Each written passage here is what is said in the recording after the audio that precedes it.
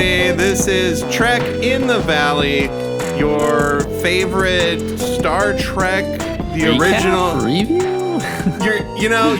your favorite Star Trek, the original series related podcast recorded in the San Fernando Valley. Hello. Warm Valley. Hello. I am Adam Ordal Quinnell. I'm here with... I'm Al Hirt. Al Hirt. We are here to talk about an episode of Star Trek, the original series. We'll give a little context for the episode. We are not experts on Star Trek. Oh, no, not at all. We're just kind of reviewing this purely as media fans. And is the resurgence of Star Trek, and ultimately just the fact that I got COVID and I started watching these remasters of the original series, and they kind of blew my mind. And I was like, there's got to be a way that I can decompress all this. And just the idea of I've been resisting the idea of doing a podcast for so long.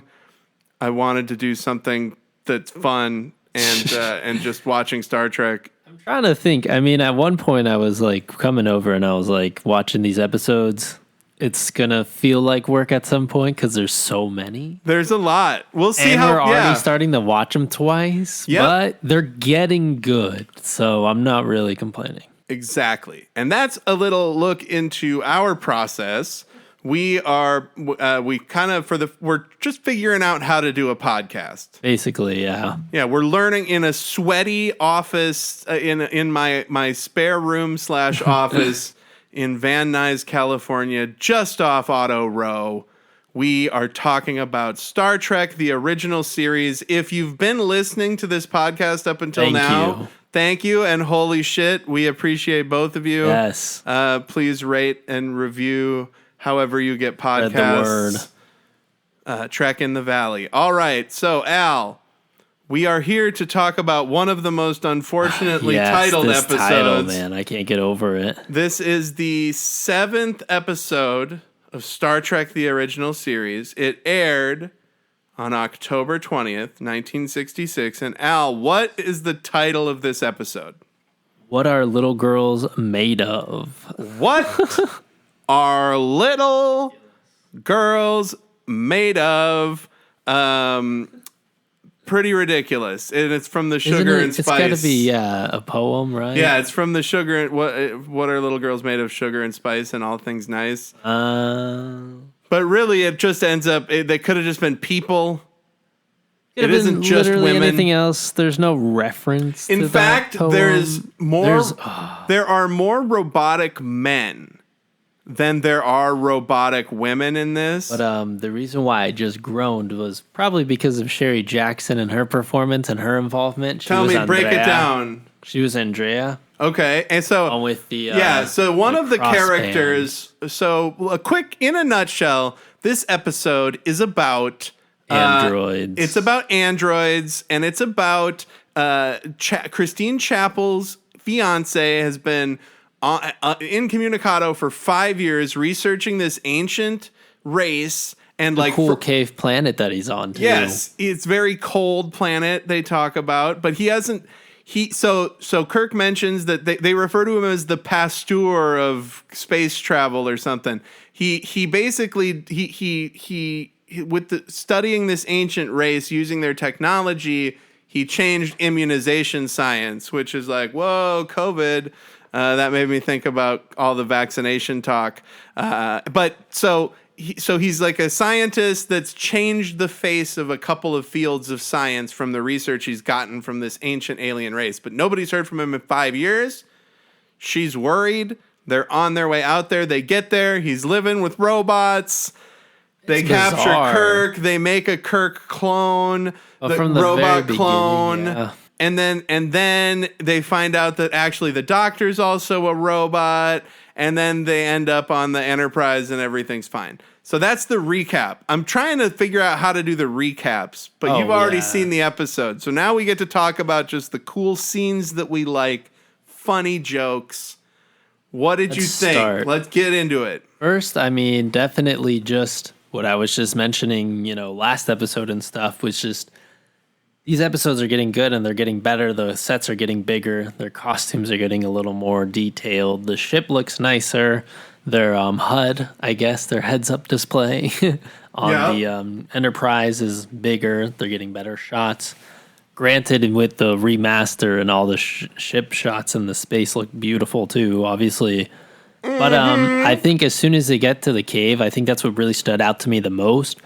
I'm just really used to seeing deserts and desert planets at this point, so now it was kind of refreshing, and all the lighting and the advantages that they had with that. The lighting was pretty smart. Once they get into this cave system where Dr. Corby, his first name? Is it Roger Corby?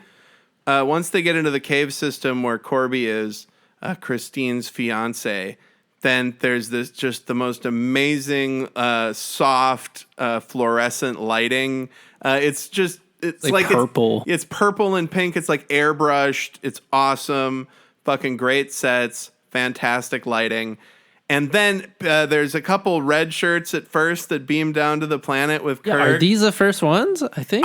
I think because other people that have died or been replaced and killed in the past, like by the doppelganger and the salt drinking person and all that shit, I think they had like gold or green shirts. I don't think they were specifically red shirts.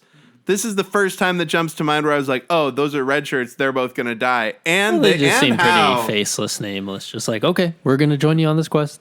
And I love the scene where Christine, so that takes them a while to get to Corby. They meet this guy, Dr. Brown, who she calls Brownie, which is weird. And he doesn't really act like he recognizes her. He acts like an android. He acts like a fucking android.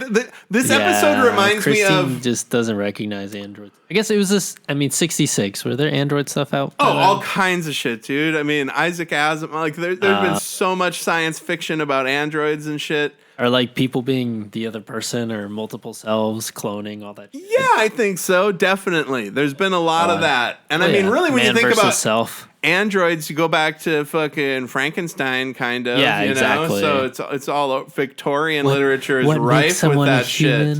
It's a god complex, all that shit. One thing I want to say before I forget is that this episode reminds me of, holy shit, androids. We were just talking about androids. I was like, it reminds me of something very specific, and then I completely forgot. Deus Ex Machina? Nah, sort of. Every other thing that's ever been that has androids, sure. Ghost in the Shell. No, it reminded me. Well, Blade Runner. There you go. Blade Runner, but also it reminded me of that Futurama episode that's like, don't date robots. Don't date robots. And also where they fucking... all right. What else? You'll find out. Yeah, they get there. There's they meet Brownie. They're so suspicious immediately. Yeah, because he sounds like a fucking android. And first of all, the crew dies immediately. Yeah, so the two security people that came down with him, one of them just falls off. They think he falls off the edge of the cliff, but he was actually pushed by one of this episode's one of the great guest actors of all time. Really good guest. His name is Ted Cassidy. Ted Cassidy. He's Lurch in the Addams Family. He was also in episodes of Star Trek: The Next Generation as the Majel Barrett's character's like manservant. Diana Troy's mom. She's got this gigantic manservant. Oh my gosh, that's right. And is he an android in that? I can't remember. We'll talk about this in 6 years when we've been doing when this. When we get to Next Generation. But yeah, Ted Cassidy is great. He plays this giant ancient android that was created by an ancient race. Anything that would look cool. And he looks so great. They put him in. His uniform has this paisley scarf, this paisley shirt that's flower print that's just fucking awesome. Like and he's got these huge shoulders. He's kind of costumed a bit like the Goombas from the Super Mario Brothers movie. Like he's got these these big, broad, like even broader than his shoulders But he looks like normally a were. genie, you know? Exactly. And he's got these purple highlights in his makeup. I think that the HD remaster did wonders for this episode. They showed a bit of the latex headpiece, but they say in this compendium I have here, they say they used the grease pencil and then they covered his hair up with some more latex. Oh, yeah. So that's how they accentuated his shoulders, his big head. They showed that they made his face longer without actually stretching it right. Yeah. And his face is already huge. Got a big old face on him, that Ted Cassidy. That little makeup power and the lighting in the cave helped. So there we go. Not to get too far off topic, but yeah, other stuff. There's some really great stuff that I thought was awesome that we'd have to talk about that Ted Cassidy was in. One of the big ones is he played Godzilla in the short-lived Godzilla cartoon that I think was Hanna-Barbera. Our two fans can correct us if that's not the case. It's the cartoon where they introduced the character Godzuki that was like a little flying. He's basically Godzilla universe Scrappy Doo. Like everybody hates Godzuki. But this guy, Ted Cassidy, was the voice in that. And he played the Thing in a Fantastic Four TV series for animation in the late 70s. He did all kinds of voices for Hanna-Barbera, the Flintstones. Just an incredible fucking career that spanned 30-something years. And he played, Star Trek, the original series. He plays a Gorn. He plays Balok's puppet. And he plays Ruck. So he makes several appearances. He's in 3 episodes of this. But yeah, so that's Ted Cassidy, and I believe way R.I.P. He was dead before I even was alive. So yeah, he probably didn't have a 30-year career. He actually only had like a motherfucking like a 15-year career. 82. Yeah, he had like a 15-year career. What a bummer. Because he was great in everything. He stands out so hard in because let's see, wait, shouldn't there be? So he wasn't in Star Trek: The Next Generation. Wow. What? Oh, who was that? Who was that then? I don't know. Oh my God. Oh gosh. Should we just redo this? So no, but here's what you get from Trek in the Valley.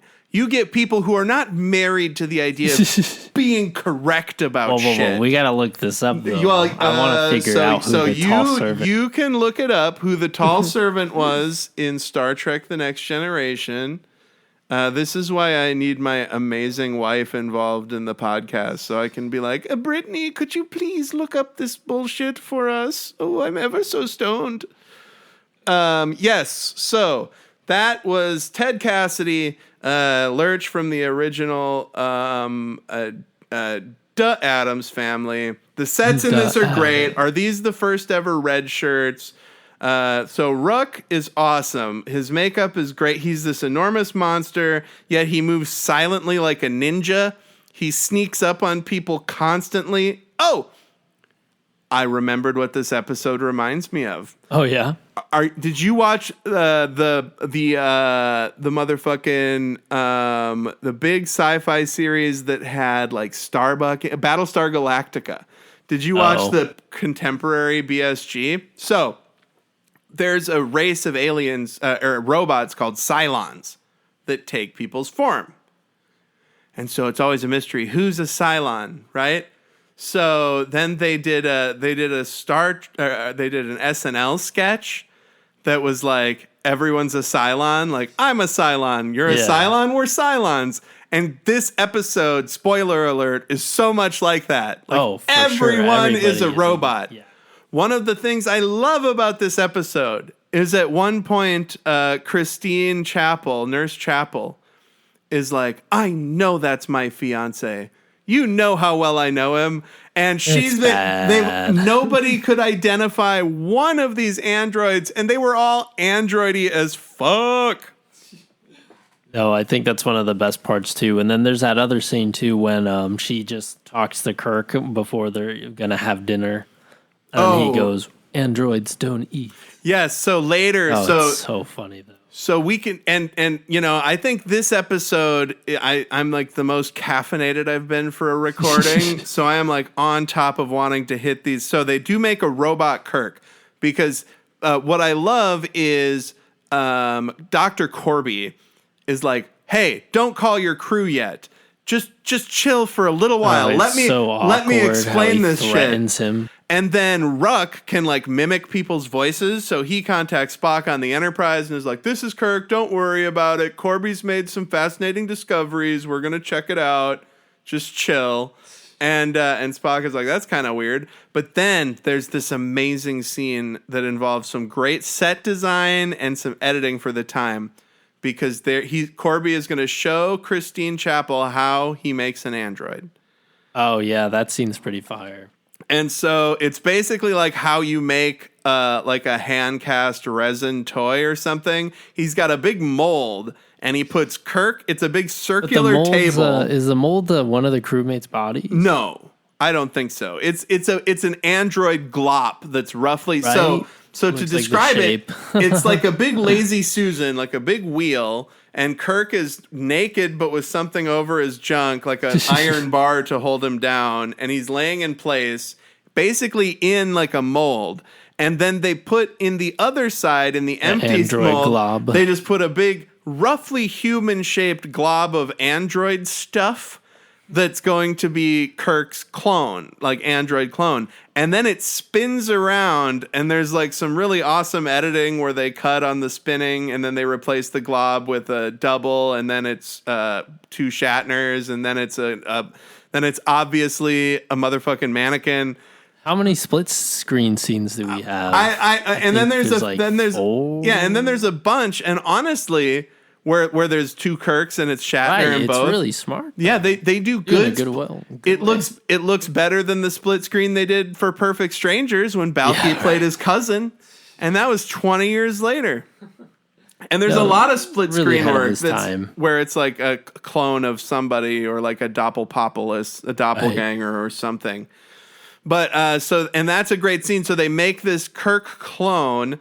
And then the Kirk android, they trick Christine into like eating dinner with it. They're like, we're going to see how she reacts. And so Christine completely whiffs and definitely thinks it's Kirk. And that's why it's so funny later when she's like, I know it's really Dr. Corby. It's like, do you? You didn't recognize Kirk. And so because the food they're eating is amazing. So the replicator food or whatever in this era of Star Trek, it's just light colored cubes, and that's what it is on the ship. It's usually just the cubes on a silver plate, right? But because they wanted to show that it's like rustic, like they're roughing it in these underground frozen caves, it's like it basically looks like Lego blocks on a bed of Bush's baked beans. Yeah. And she's like, oh, all right, I'm eating. And then that's when they have a conversation, and he says, if I ordered you to disobey Corby, would you? And she's like, we're not even going to talk. You don't ask me to do it. And then he's like, oh, I'm an android. Boom, bitch. And then the real Kirk comes in. And we should talk for a second about the costumes that all the people in the underground colony of androids wear. They've like got this crisscross across the chest. And Andrea, this very attractive lady bot that we don't know is an android in the story yet, I guess, but we already have told you everybody's androids. But she doesn't have a shirt. She just has like a crisscross over her chest, and then her sides are bare, and then she's wearing pants. But the Mr. Brown, like overalls. Yes, and overalls, but with no shirt under. So it's like an overless. Over some. And Mr. Brown is wearing the same thing, Dr. Brown, except he has a long sleeve black shirt under it. And then the Dr. Corby has like a jumpsuit, like a speed suit. Right. That's the same pattern. Right. And so it's pretty. We were trying to figure out the hierarchy with that, and if they meant to do that. Or I think they just wanted her to look sexy, so she's showing some skin. They based it off of that design, and so she's built from there. Yeah, so she's showing skin, and it's gross because Corby's like, no. At one point, he's like, no, she's not a sex bot. And it's like, well, then why is she sexy? And then I realized, it's probably so he can use her to seduce people into doing his bidding. Because ultimately, what does he want? What does this Corby guy want from Kirk and the Enterprise? Why is he doing all this? Power. Well, yes, power, but he wants immortality too. Well, he does. So he does, and that's why he made himself a robot. But what he wants from the Enterprise, and I'm sorry to put you on the spot. I feel bad after that Munsters thing. No, you're good. So he wants the Enterprise to find him a planet where he can make a robot race. Oh, right. Which is crazy because it is so much like what, spoiler alert, happens in Picard. A lot of people do that. Like in Picard, they cover, it's like Soong and all that shit. There's an alien. I didn't even realize replicants. that. When did he mention that? No, I remember he talks about immortality and all that. Well, no. I'm just saying in the television show Picard. Right. But I'm talking about the episode. When does he? Oh, in this? Well, the immortality thing, he's talking about when he makes Kirk, the Kirk clone, android clone. He said, he just wants to impress Kirk, him, right? Yeah, he said, Kirk, I copied his memories. And there's a couple of great quotable lines in here. First off, when he's explaining how realistic of an android Andrea is, he's like, the flesh is warm. Oh my God, yeah, that part's so disgusting. The flesh is warm. And then when he's making the Kirk there's a pulse. You can feel a pulse. Yeah, you can feel a pulse. The flesh is warm. And when he's making the Kirk bot, he says, it's almost like some manga shit or some anime shit. He says, time for final synaptic fusion. Like, time for final synaptic fusion. Oh, and it's funny, too, because the machines that they use to start the experiment and transfuse the bodies and all that they kind of look like Fisher-Price knobs just on the wall. Yes. Yep. And it's classic. And the one cool little thread about this episode that happens in this episode is when Kirk is being cloned, he thinks out loud. He says, I'm tired of your half-breed, whatever bullshit, Spock. And he thinks that over and over again so that imprints that line in his android clone. Very clever. And then later his android clone radios to Spock and uses that. And he said, no. It's a signal. Yeah. When the Robo-Kirk is on the Enterprise. Right. He had multiple things working for him, too, because I mentioned that at the very end, because... For one, he had the robot Kirk with the false information, the false thoughts, and then at the very end, he just started to say, okay, forget this, I'm going to turn shit up. And then he starts to play like a logic mind game with... Corby. All three of them, because... one, he kind of sexually assaults Sherry Jackson Andrea. Did you have something to read about her experience from the compendium? Oh, no, nothing like that. Just the fact that they, stole the show. I mean, all the guest stars steal the show, but in this particular week, there was some three pretty good actors. And so Kirk goes on this quest. Her, basically. He does assault her. I almost said kiss assault, but that doesn't make it better. It's bad. And awkward. And it's very awkward kissing between the two, and he... Basically, he meant to confuse her. He's just trying to confuse the robots. He's trying to make Corby realize that his dream of a robot utopia is a false one. Well, because it's ridiculous because it's like absolute power corrupts, right? I've said that multiple times throughout all these episodes, but throughout history, it has been a thing. Of course. But it's like, does it really matter if everything's going all well? If it's going all well for just the one person, right? Because yeah, who decides who gets to be robots? Exactly, and it's like him trying to control everything. It's sort of like that Altered Carbon that was on Netflix that was based on books where they put they needlejack their consciousness into different clone bodies. Oh. But it's crazy how it covers so much ground in theory in 45, 50 minutes. Just as that's been another running theme of discussing these first episodes is they really pack a lot in there. And they're starting to get the momentum though. I definitely felt it here. This is really good. It really episode. Clipped along. And when they're making the Kirk clone, the other thing, the big crux of the episode, because the big reveal at the end that Corby's a robot. We'll talk about that scene. It's very good. But when Corby is making the Kirk clone, he's explaining to Kirk, hey, yeah, I cloned your thoughts and your memories and all that shit. I could have went further. I could have put your essence in it. I could have cloned your soul, and then you would have immortality.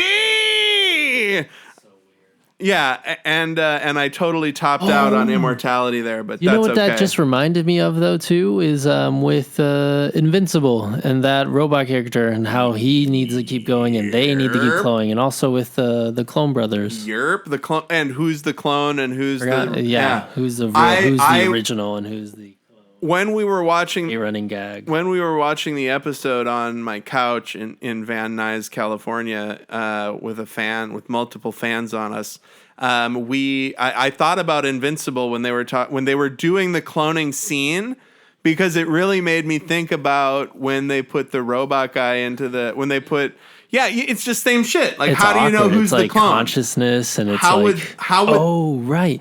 And also, though, speaking of who knows who's a clone, weren't we bringing up also the ship, the ship of what's the name? It's some psychological thing. Oh yes. So when they're talking about philosophical thing. Yeah. So at the end of the episode, we're jumping around. So Right. when the AV Club goes back and reviews these early episodes of the podcast for a feature series, they get to episode 7, they're going to be like, they fucking jumped around too much. Well, this is what it is today, friends. Deal with it. Yeah, so we're getting ahead of ourselves. At the end, when they reveal that Corby is a robot, the first he scratches his hand on a door. He scratches his hand on a fucking door because he's got a gun on them. Kirk already confused the robots. They're trying to escape. Kirk confused the robot. Kirk's trying to escape with Nurse Chapel.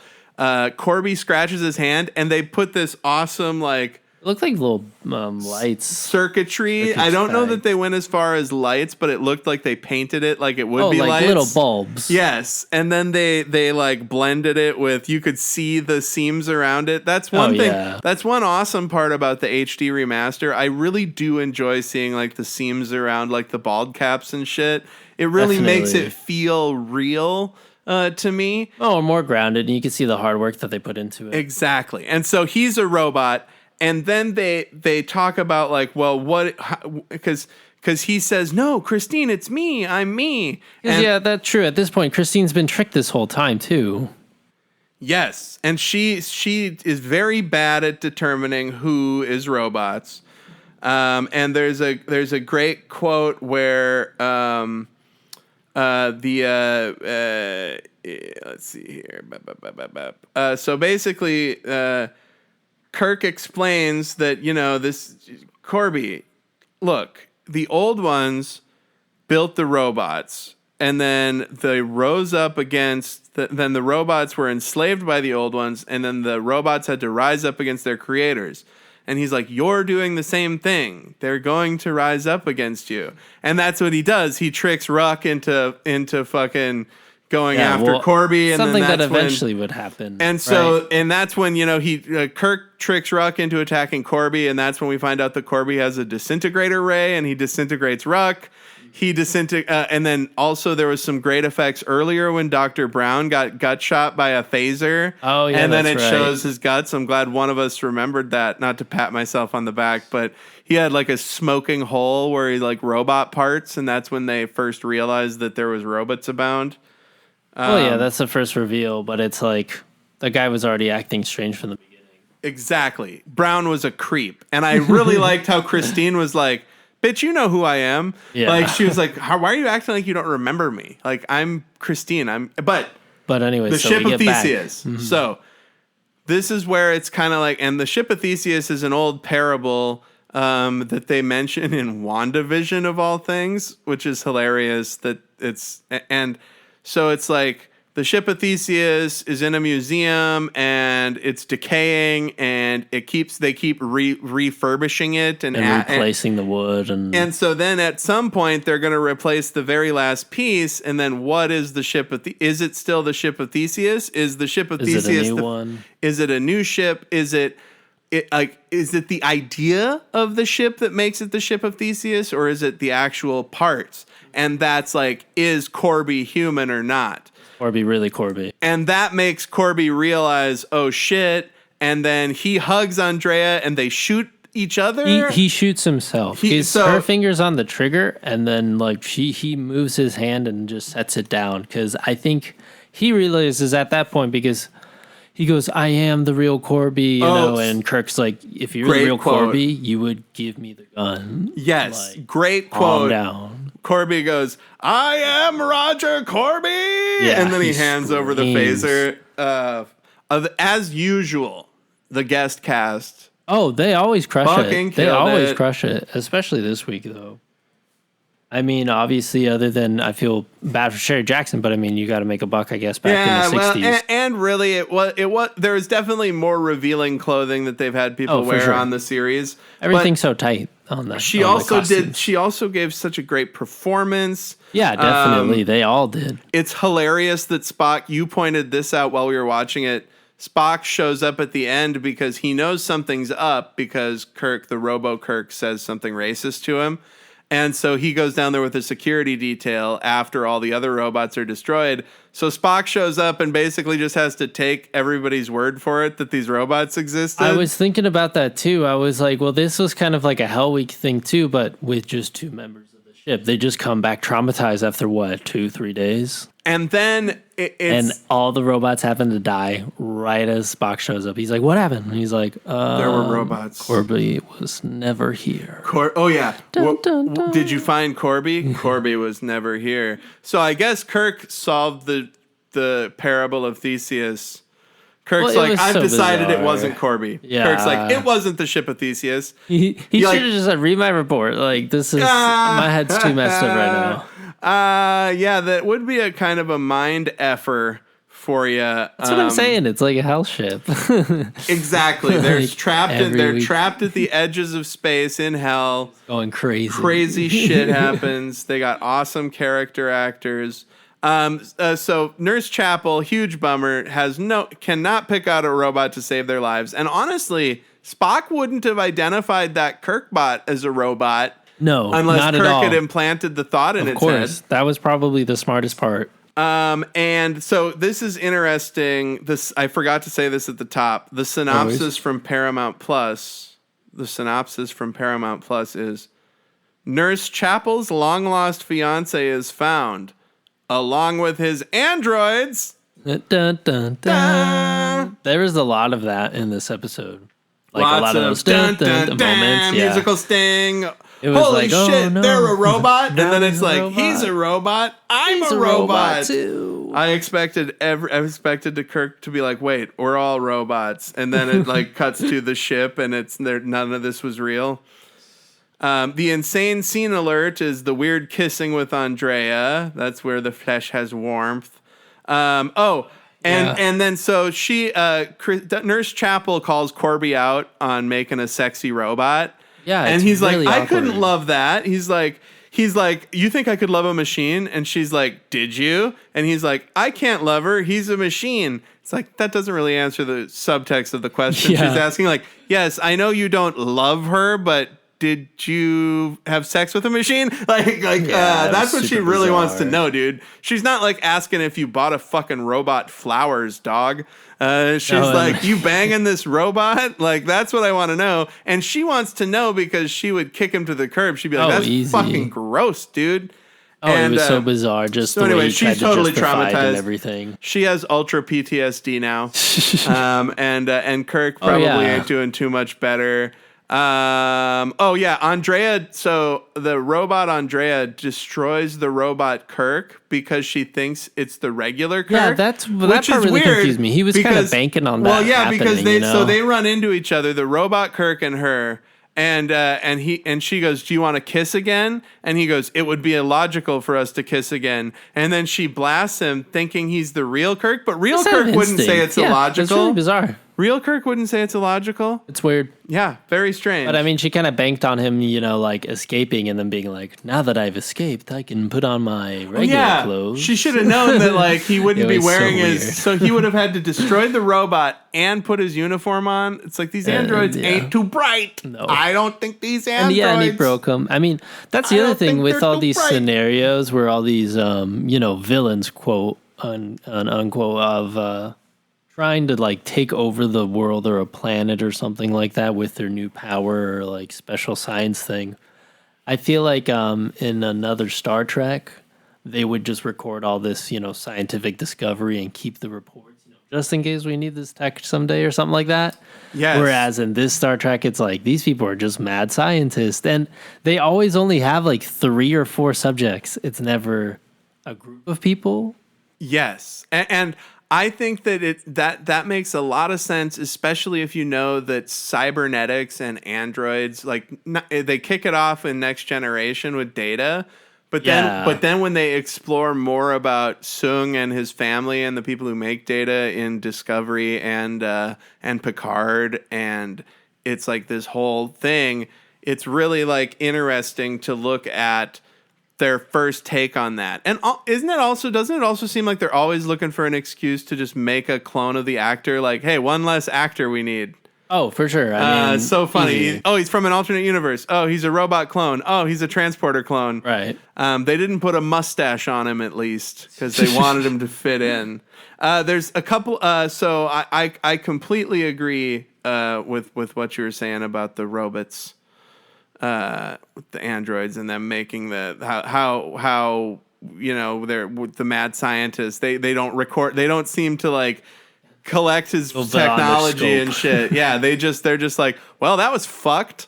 I'm just gonna put it in my captain's log that I met some robots and that's the end of it.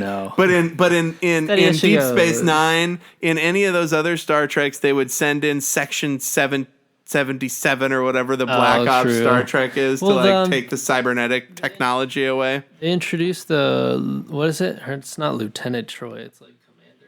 What's her name? Huh? Next Generation.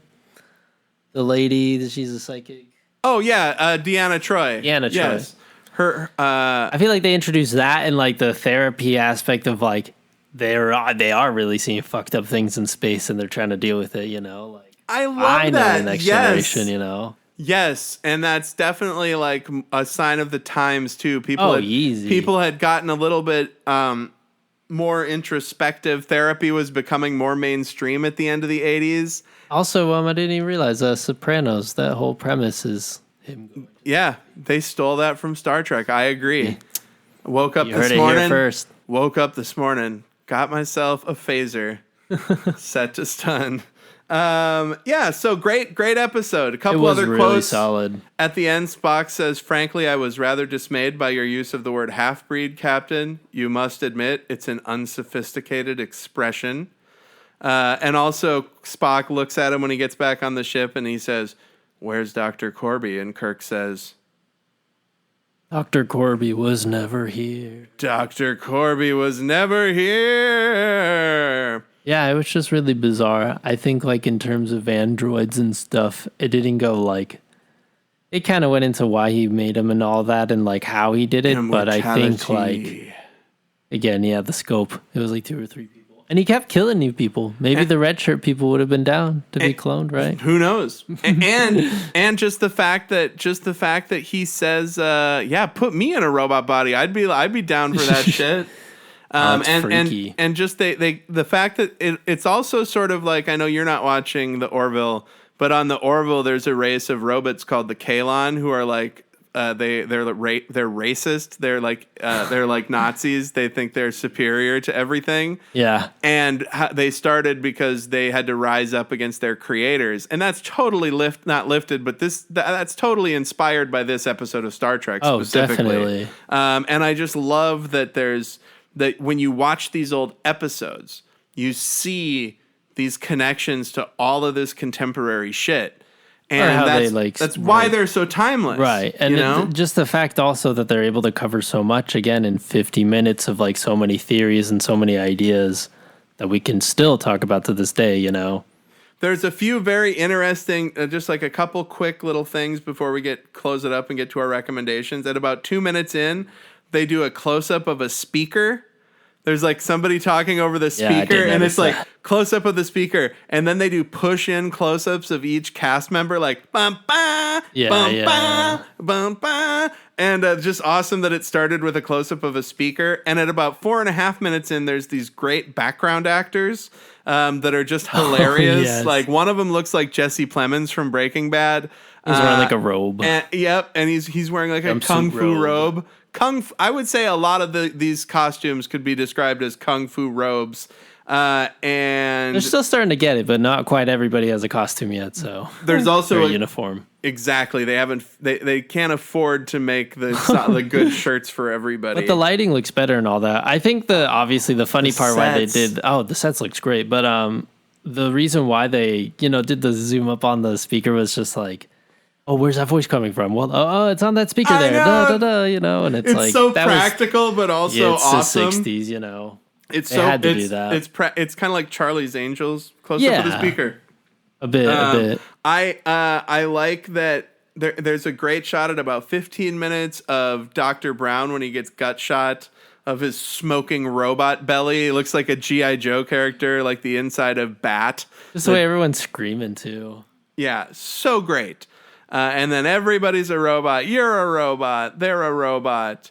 But yeah, that's. Do you have any final thoughts? Anything from the compendium? Anything you just got? Honestly, the thing that stood out to me the most was Rook and the cave. So great. Just him walking around in the caves. Just that big ninja. Crazy. How quiet he is when he sneaks up and he's like 19 feet tall. The awesome lighting. Just a beautifully shot. And I also like that every time there was a close-up on Nurse Chapel, she was in soft focus. Oh, They always got the ladies. They always got the ladies in soft focus, and then except Andrea because she's a robot, so they never showed her in soft focus. But whenever they show a human lady, it's soft focus. It's very manipulative, and I love it. These corridors could be quite deep, they say. The guy just falls down a bottomless pit, and the brownie android was just like, "You'll never find him." Dr. Brown is just like, "Give it up. Don't look at him. Don't look. Don't even look. Don't even look down there. It's bottomless. It's bottomless." They no bottom. They hear a thud, and they're like, "He's like, no, don't even look." They didn't hear a thud. That would be funny if I was the kind of guy who could make a funny YouTube video. No. It's like that Austin Powers joke, right? Where he's like, "Oh, my leg." Or just you do a YouTube video or a video where it's like he's like, oh, there's no way, and then in the background you hear somebody going, hey, I'm like just right 6 feet down. But yeah, great episode. The spinning robo mold, everything. So that's it. Right. That's the. What's the next one? Well, hold on. I just wanted to say that is us talking about our favorite title. What are little girls made of? ? And yeah, so that's this episode. What is the next episode? Let's take a look at the IMDb. Let's take a look at the Star Trek, the original series, IMDb, that we use for... Oh, man, I've been using IMDb for feels like my entire life. All right, so this is... We got to go to... Oh, my God. I got to go back one more. The next episode is Miri, the Enterprise. This is the IMDb thing. The Enterprise discovers a planet exactly like Earth, but the only inhabitants are children who contract a fatal disease upon entering puberty. Weird. Children of the Corn. Weird. Yeah, there you go. Children of the Corn. That's corn. So makes sense. Al, what are your recommendations for this week? Beavis and Butthead was pretty good. The Harley Quinn was really good. Oh yeah, fantastic. Rehearsal is over. But other than that, we're get ready for season 2. Fantastic Beavis and Buttheads. Fantastic Harley Quinn. We watched Nope together. And She-Hulk. And She-Hulk was great. We finally saw Nope. Nope was really good. Very good. We watched it in the studio here in Van Nuys. Very good viewing of Nope. I thought it was great. I watched the new Top Gun Maverick. Oh yeah, very good. I hate that I liked it so much. Stupid military industrial complex ass propaganda bullshit. Yeah. Loved it. Fucking awesome. But it's good propaganda. Tom Cruise is not sexy. Don't ever show Tom Cruise kissing somebody. He's like a Scientology robot. It's weird. It weirds me out. And also, I wanted to give a shout out to there's this artist named Skinner. He's a Bay Area psychedelic artist who does all this monster and sci-fi art. Nice. His Instagram is like Art of Skinner, and I don't know if I've mentioned him on the podcast, but he's awesome. So check out his art, and that is it for Trek in the Valley. I'm never going to do that again. In the valley. Trek in the Folks. Valley. Thank you. Bye. Have a good one. Bye.